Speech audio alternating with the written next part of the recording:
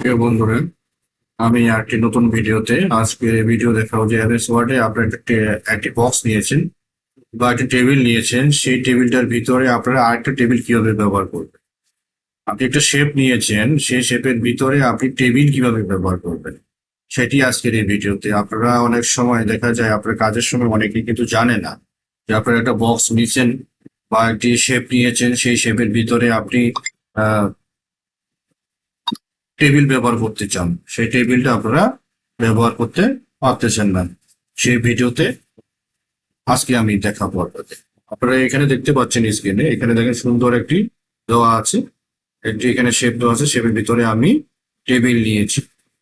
সেই টেবিলটাকে আমি কিভাবে ব্যবহার করব, তো চলে যাও কাজে। প্রথমে আপনারা চলে যাবেন ইনসার্ট মেনুতে, ইনসার্ট মেনুতে যাওয়ার পরে শেপে যাবেন।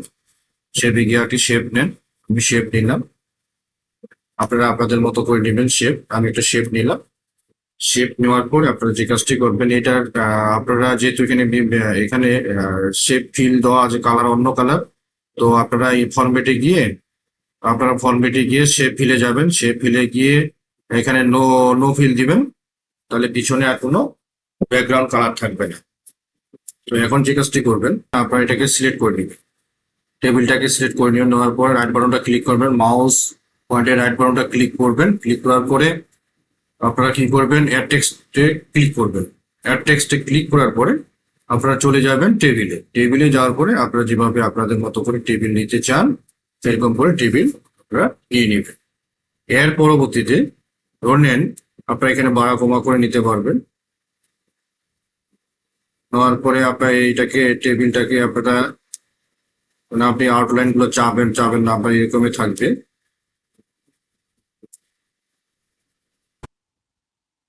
কাছাকাছি করে নেন।